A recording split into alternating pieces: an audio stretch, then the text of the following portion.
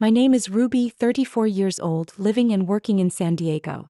That evening, I stepped into the grand lobby of a luxury hotel, the venue for a gala honoring my younger sister, Brooke Hayes, the one our family hailed as the star of the bloodline. I wore a wine-colored silk dress and confidently walked toward the reception desk. But a security guard stopped me, glanced at the guest list without blinking and said, "Sorry, you're not on the list. The staff entrance is over there." I froze. At that moment, my sister looked at me over her shoulder, smirked slightly, then turned away as if we'd never met. Have you ever been turned into a stranger by your own family, right inside the house that bears your name? If you've ever been dismissed even while carrying the weight of everything, leave a comment below. Hit like if you've ever stayed silent just to avoid hurting someone. And don't forget to subscribe, because the story I'm about to tell might make you rethink everything. I was born and raised in a family of 4 in the suburbs of San Diego. That 2-story home with a front yard full of bougainvillea used to feel like it would always have a place for me no matter who I became. But as I grew older, I began to understand something clearly. In my family, love came with conditions. And those conditions never included me. My mother, Linda, always told her friends she had 2 daughters, as different as night and day. Brooke, my sister, wore pleated floral dresses, took ballet, and learned to speak with the grace of a proper young lady. I was the opposite. I liked building models, dismantling electronics, and spending hours mapping out floor plans and redesigning kitchens with cardboard pieces. Every time I excitedly showed her a school project I'd worked hard on, she barely glanced at it and gave a lukewarm nod. That same evening, she'd post a full photo album of Brooke in her party dress on Facebook with a caption like, "My precious girl, beauty born from heaven." When I got a full scholarship to study finance at UC Berkeley, my father, Douglas, shook my hand and said, "Impressive, Ruby. But don't miss the chance to learn how to dress properly from Brooke. Being smart isn't everything." I remember smiling without a word. Not because I didn't want to defend myself, but because I understood, through their eyes, I was the reliable one, and Brooke was the pride. Brooke studied fashion design at a private school in the city, with tuition that nearly matched my father's entire annual income at the time. I never knew how they managed it, only that at every family gathering my mother would gush about her going to Milan, or how some brand was about to sign her. No one ever mentioned the numbers I pulled in my field, or the fact that I co-founded a green real estate startup at 26. I don't think they understood, or wanted to understand. So I always did my part. When my dad had a stroke during the winter I turned 28, I drove overnight from Los Angeles to San Diego to get him admitted to the hospital. My mom had no idea how to deal with the insurance paperwork, and Brooke was at Fashion Week in New York. I paid nearly $30,000 in medical bills from my personal savings, money I had spent 3 years putting aside. Later, I also paid off Ethan's student loans, my younger brother, when he couldn't find a stable job after graduation. My mother. I once sent her over $12,000 just to cover her credit card debt, after she spent it furnishing Brooke's new studio. I never brought those things up. Not because I'm noble or don't care about being recognized, but because I was used to staying silent. Used to being the background while others shined. I told myself, as long as they're okay, I'll be okay too. But people's hearts aren't math equations. Sacrifice doesn't equal love if they never believed you deserved it. I remember one summer when the whole family gathered for my mother's 50th birthday. I brought a large canvas I had designed myself, mapping every family member's name onto the streets of San Diego, each name tied to a small road, symbolizing how I'd always connected with each one of them. It took me nearly 3 weeks to finish, printed on premium canvas. When she unwrapped it, she gave it a quick look and set it aside without a word. Meanwhile, Brooke gave her a silk scarf signed by some up-and-coming designer, and Mom immediately teared up, hugged her tight, and showered her with praise. I just sat there, smiling, raising my glass like nothing had happened. You always choose the odd things, my mother once said when I wore a button-down shirt and jeans to a relative's wedding, while Brooke wore a jade satin gown. No one's going to notice a girl who dresses like a man. That comment followed me for years, even though I never once felt less feminine in my choices. I didn't need a ball gown to feel confident. I just wanted to be seen for who I truly was. I often asked myself, was I wrong for wanting recognition from a family who had already cast their roles? I was the one who handled the money, the low-maintenance daughter, the big sister with no fashion sense. A muted accessory in a set of glittering collectibles. But I still tried to believe that one day if I worked hard enough they would see my worth. I accepted being behind the scenes. I didn't need the spotlight. I just wanted a chair with my name on it, even if it was at the far end of the table. But now I understand, they never planned on setting a chair for me. And that night at the hotel, when they told me to use the service entrance, that was their final word, said without having to say anything. 2 months before the gala, I got a call from my mom while I was in a strategy meeting at the office. My phone lit up with the word "Mom" and an old family photo taken at Yosemite. I stepped out to take the call. Her voice was sweet as always, opening with her usual, "Have you eaten yet?" But without waiting for an answer, she cut to the point. "Brooke's planning her fall collection launch," she said. "You've probably heard. We're pooling together about $50,000 to help her make it really shine. I know you're busy, but if you could help even just a little." Her voice trailed off like she didn't want to say directly that they were counting on me. I leaned against the glass railing on the 13th floor, looking down at the slow-moving traffic under the sun.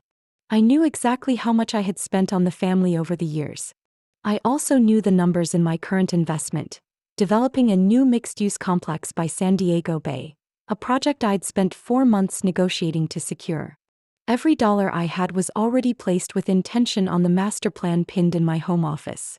I took a deep breath. "Mom," I said slowly, "I can't help.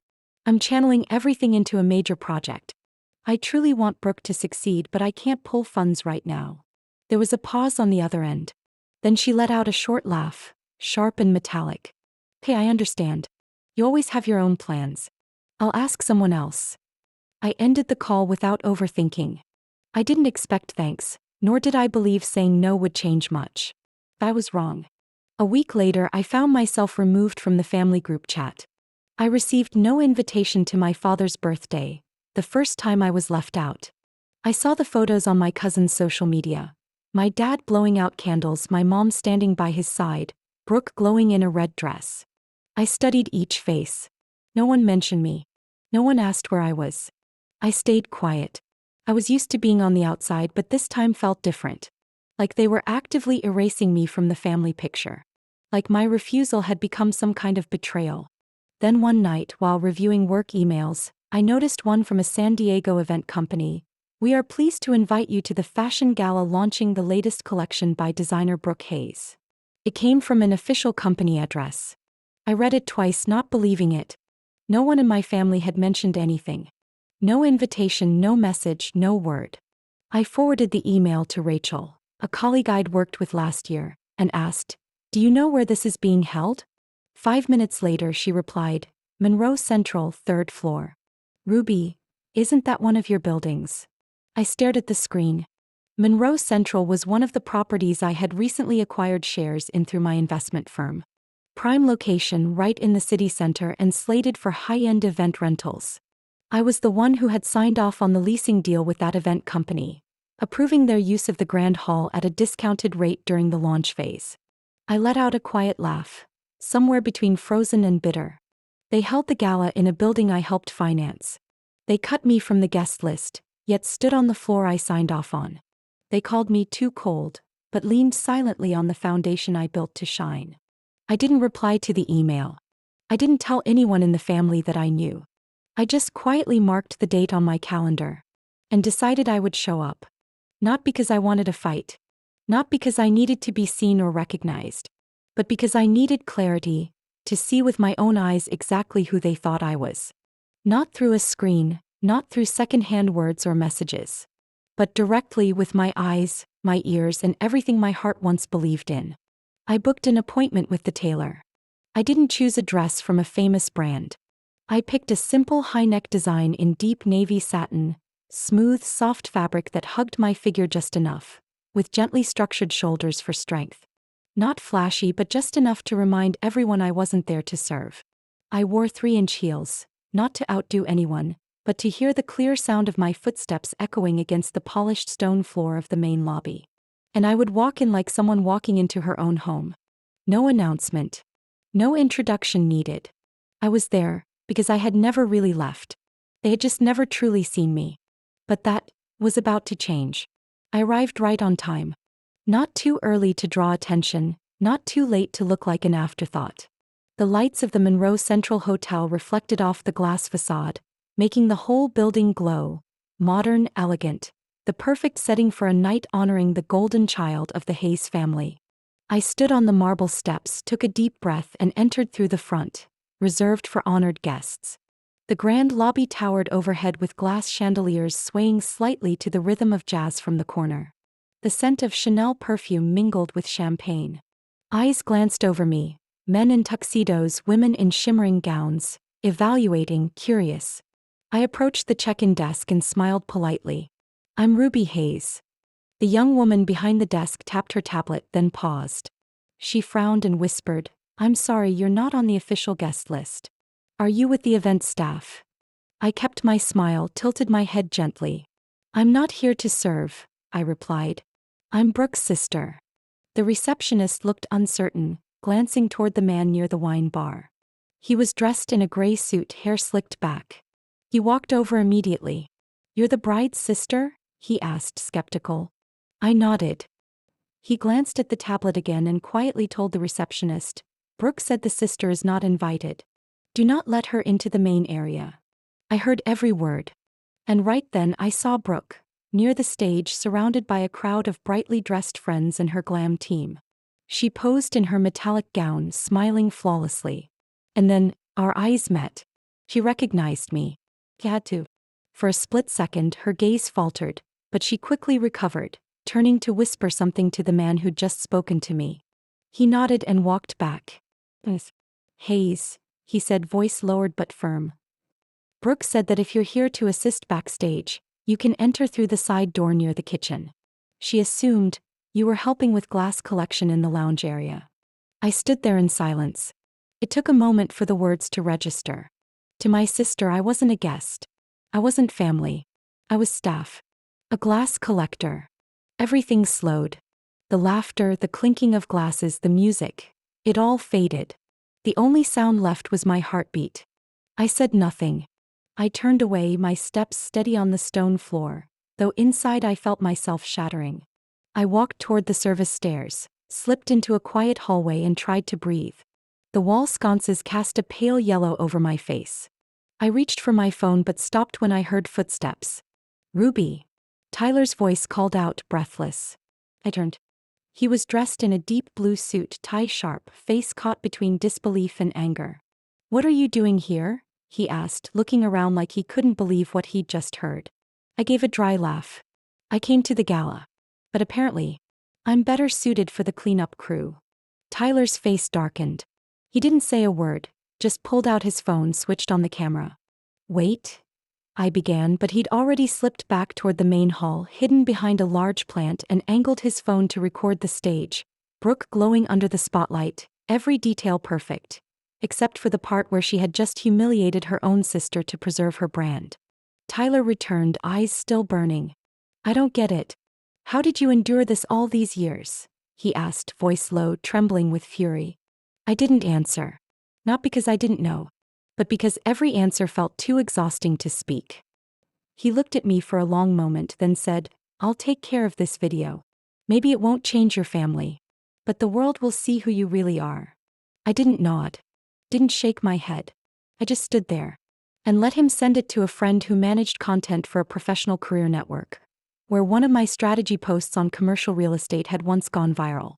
That night, back in my apartment, I hung the expensive dress back on its hanger, sat on the sofa and opened my laptop. One new email waited in my inbox. The subject line read simply, "$1 million investor mistaken for staff, in her own building." I clicked. And as the video played, me at the check-in desk, composed but stung, Brooke looking away as I was dismissed, I realized some truths speak for themselves. No defense needed. I didn't sleep that night. The gala replayed in my mind like a silent film full of noise. Clinking glasses, laughter, the manager calling me glass support, and my sister's calm, unbothered face. But what struck me most was the moment I walked away quietly. Not because I was weak, but because I had let them become too used to my silence.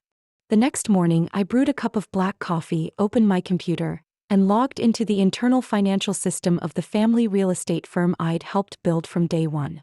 I wasn't just an investor.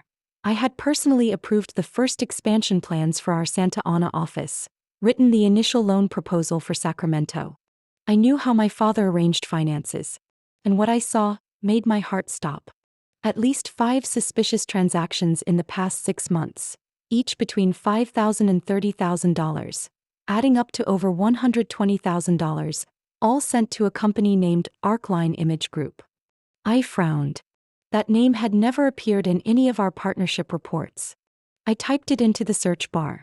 The website loaded slowly, headline in bold: Personal Branding and Media Management. Turn yourself into an icon. I scrolled down, and there was Brooke front and center in an article titled From Studio to Spotlight: Brooke Hayes' Fashion Journey. The caption read, Arcline proudly partners with Brooke from the very beginning. I leaned back, coffee trembling in my hand. I knew they favored Brooke. I knew Mom would do anything to help her shine. But using company funds, money I had invested, to sponsor her personal PR firm without telling me? That wasn't favoritism. That was betrayal. Called Mom. She picked up on the second ring, her voice calm, unbothered. Where are you right now? I asked. At home. Why? I need to talk about Arcline Image Group, I said, trying to keep my voice from cracking. There was silence on the other end. Things like, Ruby, that was just to help Brooke start her business. She needed a professional image, a support team. It wasn't even that much money. I clenched my fist. You're talking about over $120,000 from the company's fund, where I'm a legal shareholder. Don't you think I deserved at least a heads up? You would have said no. I know you. You're always so calculating, not like Brooke. I cut her off. Not because I'm not like Brooke. Because I know the difference between personal and corporate funds. Because I respect the law. My mother's voice rose. You don't need to make everything so dramatic. Family is supposed to lift each other up. Family. I laughed, dry and sharp. Did they think I was family when they erased me from the gala guest list? She went silent. Then hung up. I sat still for a few more minutes. The apartment was so quiet I could hear the clock ticking. I never wanted a fight with my mother. But I couldn't keep pretending.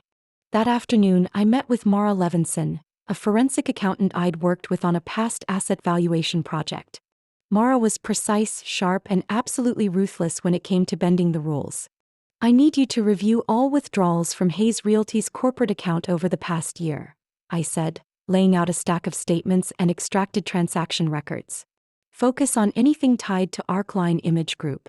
I suspect misappropriation. Mara didn't ask many questions. She simply adjusted her glasses and nodded. I'll start tonight. Ruby, are you ready in case this leads to legal proceedings? I looked her in the eyes. I've been ready since they treated me like a glass collector in the lobby of my own building. 3 days later, Mara called. Her voice was razor sharp. Ruby. I finished the audit. It's not just Arcline. There are 2 other intermediary companies, all with ties back to Brooke or your mother. Total withdrawals exceed $170,000.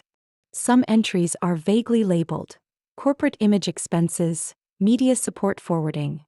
No valid invoices attached. I felt cold all over. The numbers didn't lie. And clearly they never thought I'd check. Mara continued.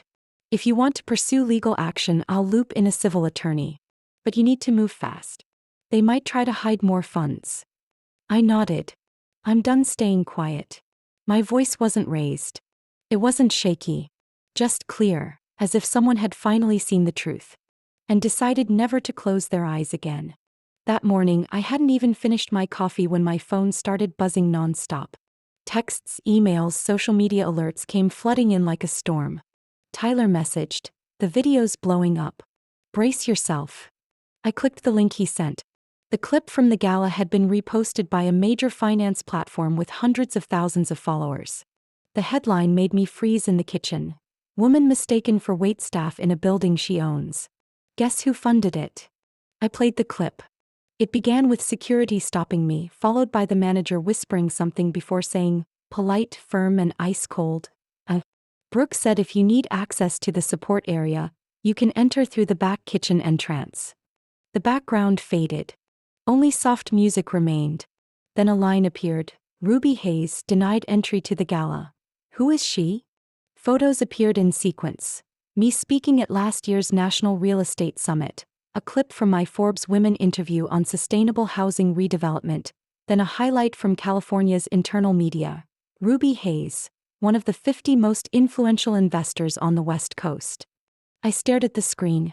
It wasn't pride. It wasn't vindication. It was a heavy, quiet relief, like someone had finally seen the whole picture. The comments under the video exploded. She owns the building? Well, that family should be ashamed. Brooke Hayes is a designer? I used to follow her. Unfollowed immediately. How many brilliant women like Ruby have been sidelined by their families because they're not as sparkly as their sisters? I closed the screen. My thoughts still scattered when the phone rang. It was my father.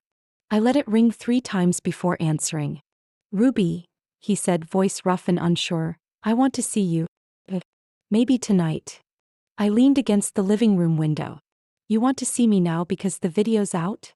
I didn't bother hiding the exhaustion in my voice. He sighed. I know you're angry. I was wrong. But some things aren't as simple as you think. I closed my eyes. No, Dad. It is simple. You and Mom used company funds, my investment, for personal expenses without my permission. And then to cover it all up, my sister trashed my name in front of hundreds of strangers. Nothing complicated about that. Silence on the other end. Then he asked, voice low, so, are you coming? I paused, then answered plainly, not now. I'm busy. That evening, an email from Brooke appeared in my inbox. Subject, I'm sorry, Ruby. I opened it, a long, polished message that read more like a speech. I never meant to hurt you. That night was chaos. I just wanted everything to run smoothly. I hope you understand the pressure I face in the fashion world. And at the end, an invitation to reconnect and heal. Not once did Brooke mention that I had helped build that building. Not a word about calling me support staff. No explanation for the funds pulled from the company's account into her PR agency. I read it over and over again, each word falling into a bottomless silence. I didn't reply. 3 days later, an op-ed by a well-known real estate investor went live on LinkedIn titled, The Silence of the Misjudged, The Case of Ruby Hayes. The post immediately went viral in the finance and investment community. People who had once worked with me started leaving comments, sending messages, even extending business offers. A female CEO from Seattle wrote, Ruby, if you ever consider expanding to the Northwest, give me a call. You've got what this market needs, vision and conviction. I sat in front of the screen, my hand brushing across the flood of messages. But my mind was already back in my office drawer, where I'd kept the original capital contribution agreement with Hayes Realty, and a copy of the joint venture contract signed 3 years ago. Right there, in black and white, any transaction over $25,000 required shareholder approval. I had stayed silent long enough. And they, through every wrong decision they've made, have left me with no reason to keep turning a blind eye. I drove to the old house on Maple Street on a gloomy Saturday afternoon, with rain misting across the windshield like unanswered questions. That house, the one I had quietly helped maintain for years, roof repairs, rewiring, even annual property taxes my mother would request with a single silent text, need your help.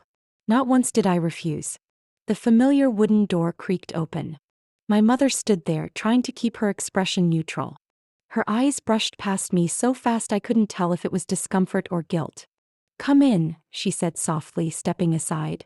The living room lights were on. The faint scent of old wood mixed with apple pie. Everything was tidy, as if they wanted this to feel like a peaceful reunion. My father sat by the window, hands clasped. Brooke leaned against the staircase, glancing at me cautiously. I walked in without taking off my coat. I didn't sit. Shall we begin? I looked straight at my father. He nodded, avoiding my eyes. We've been discussing this all week, he said slowly, and no one denies that things got out of hand. My mother sat, hands tightly clenched in her lap. I know you're angry, she said, and I don't blame you. But you have to understand, at that time Brooke's brand was about to collapse. Everything was moving fast. We decided to temporarily pull from the company's funds to protect her image. Just temporarily, Ruby. I looked at my mother. Every word she said ran through my ears like water down a kitchen drain. The story was clearly rehearsed. A temporary fix, a decision made for the good of the family. Brooke spoke up, her voice small but clear. I didn't know where the money came from. Mom and Dad told me everything had been arranged. I never asked anyone to do anything. I smirked. And when you stood on stage and called me a logistics staff member, you had no idea about that either? Brooke's face stiffened. My mother quickly interrupted, almost as if she'd rehearsed the timing. I'm sorry about the gala, Ruby. But let's not dwell on small details today. What matters is that everyone wants a peaceful resolution. My father finally spoke, low and steady. If you withdraw the complaint, we'll arrange to repay the money that was used. Maybe not all at once, but I promise it'll all be returned. I set my leather bag beside my feet, unzipped it, and pulled out a thick folder carefully clipped. I didn't hand it to anyone. I just held it. Dad, I said, locking eyes with him, I've waited a long time for a conversation like this. But if you think a vague apology and an open-ended promise are enough to end this, then you still don't understand me. I opened the folder, pulled out a copy of the legal file my attorney had prepared. Inside were records of unauthorized withdrawals, payment receipts to Arcline Image Group, and shady transfers involving shell companies. This isn't just a private family issue anymore, I said slowly, each word cutting through the air like a blade. This is financial misconduct, using company assets for personal gain without shareholder consent. Brooke turned pale. My father leaned back in his seat, rubbing his forehead. My mother stared at the folder as if avoiding it would make it disappear.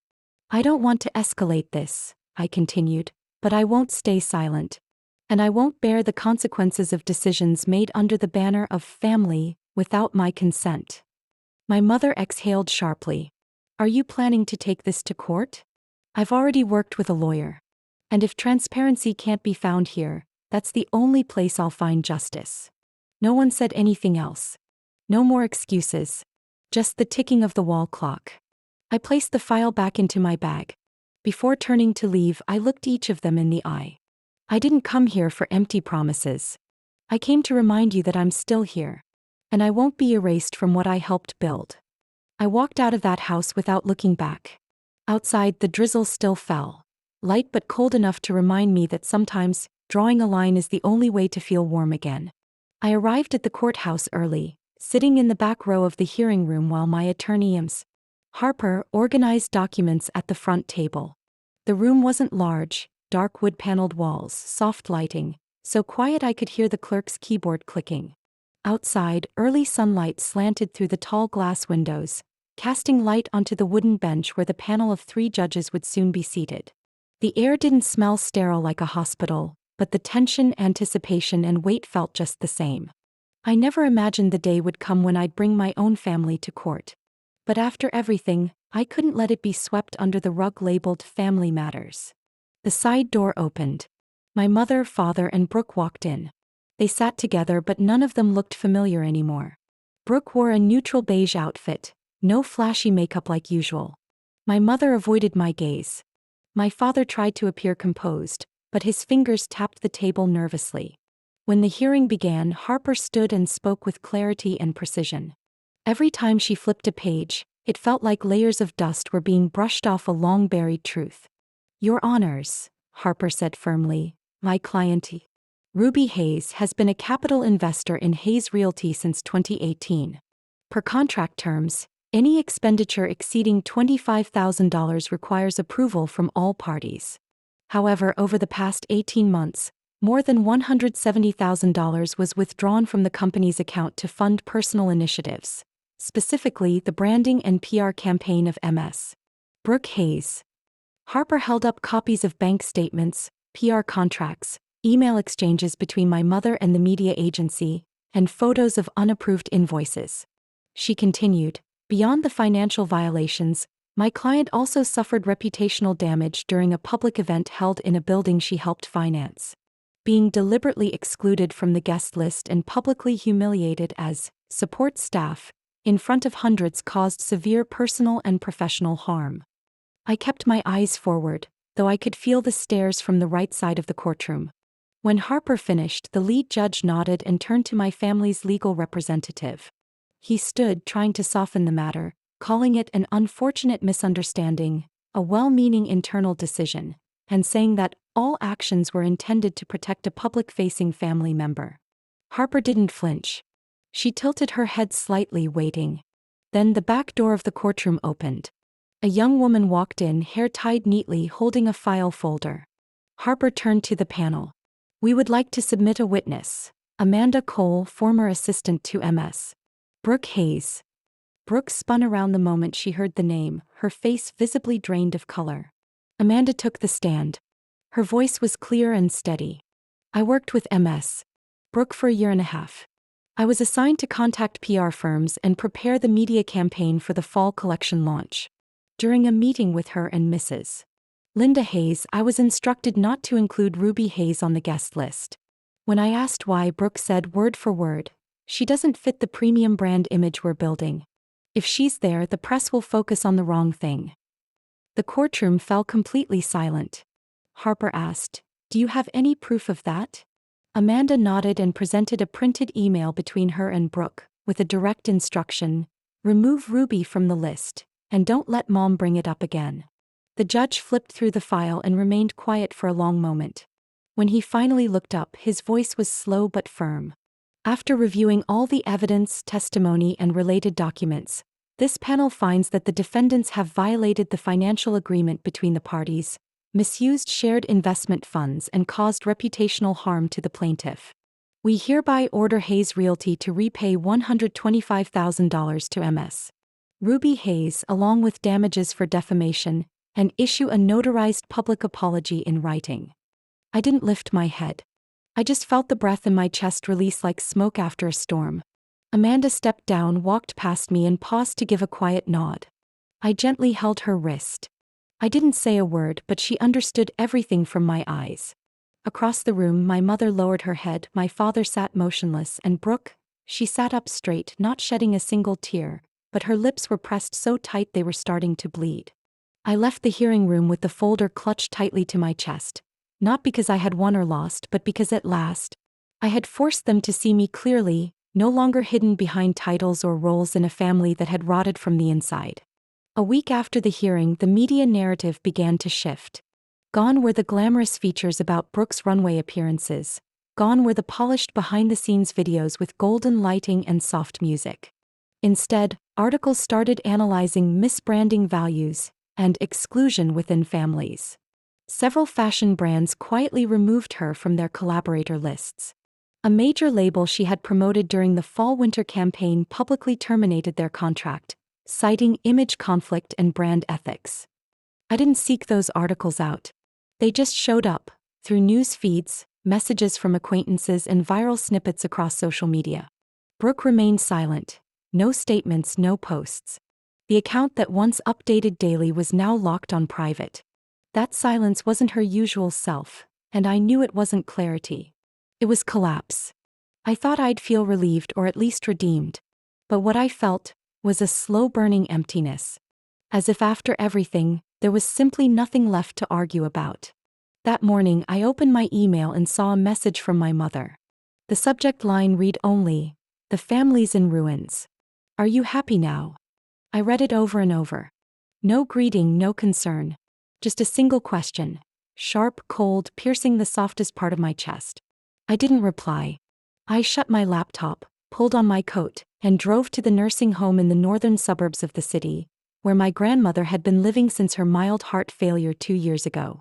She was the only one in the family who had never demanded I be successful the right way, never questioned why I didn't wear makeup when I went out, never compared me to Brooke. Back in middle school, she was the one who gave me my first book on personal finance. And when I applied for a college scholarship, she quietly sent me a handwritten letter. "Don't let anyone dim your light. People who don't see you clearly, it's not because you're fading. It's because they refuse to look."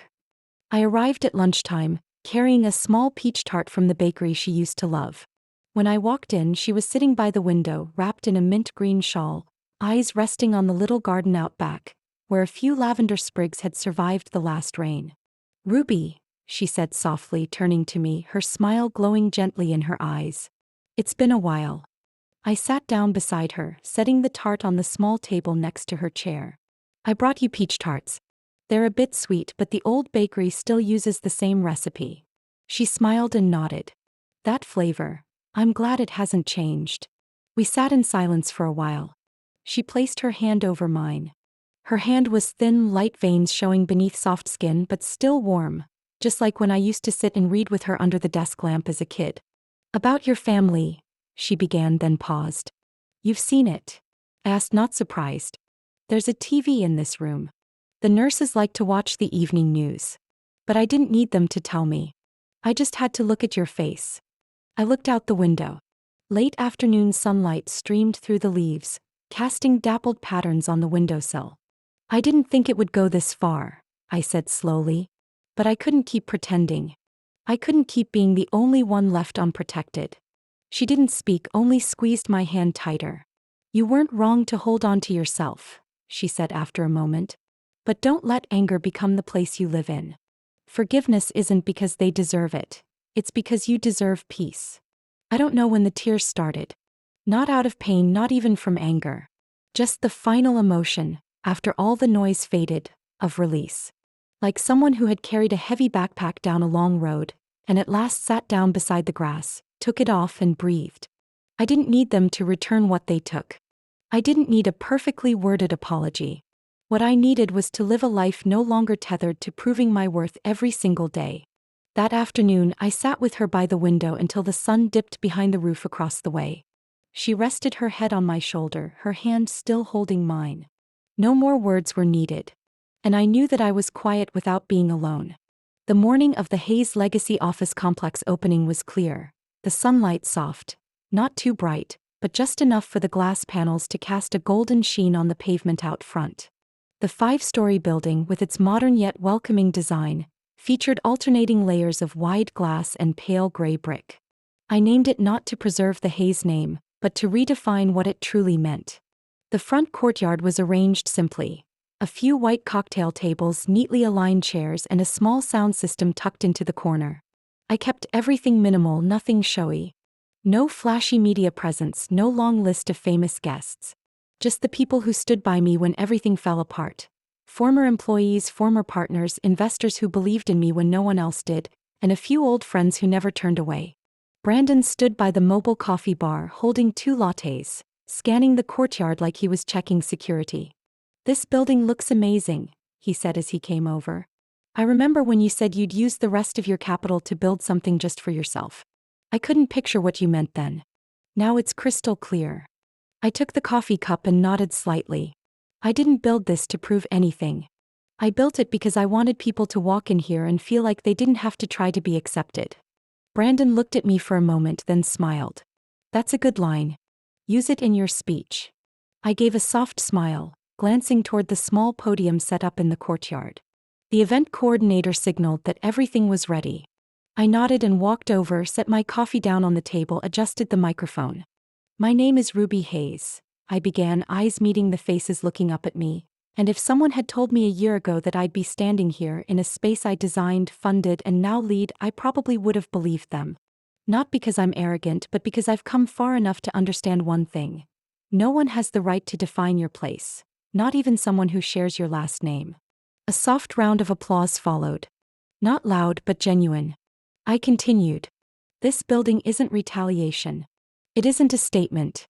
It's a quiet reminder that every silence once mistaken as weakness was actually strength waiting for the right time and place to speak. I glanced toward the front row, where Amanda sat, the woman who bravely testified at the hearing, and beside her was Mrs. Levinson, the forensic accountant who stood by me from the first moment numbers stopped adding up. They never turned away.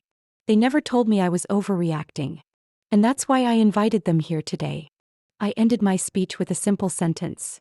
If you've ever been told you don't belong, remember, you don't need to fit into a tiny mold to be called worthy.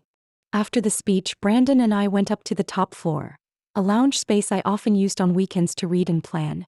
From there, I looked down at the city. The streets I once walked feeling invisible. The buildings that used to make me feel small. Everything looked different now. Not because I had become someone bigger, but because I had stopped trying to earn approval from the wrong audience. Brandon leaned against the railing, eyes scanning the skyline. If one day they come back, what would you do? he asked, voice soft like the last breeze of summer. I set my coffee cup on the ledge, eyes still on the rows of rooftops below. I won't close the door, I said, but I won't open my heart to those who once treated me like an outsider. He stayed silent for a while, then nodded. That's enough. A gentle wind passed by, carrying the scent of jasmine from the small garden below. I closed my eyes briefly, breathing it in. Peace doesn't come from apologies.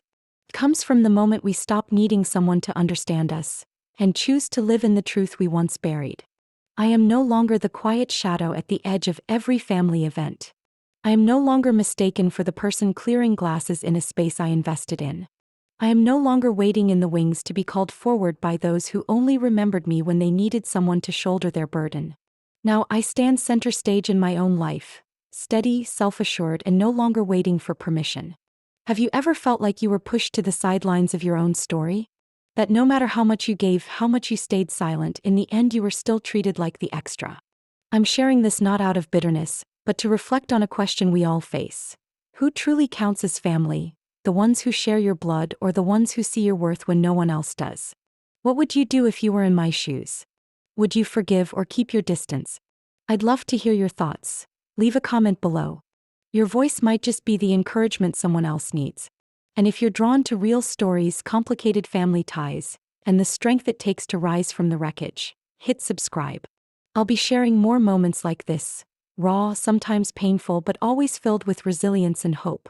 Because sometimes it's through the wounds we find the way back to ourselves.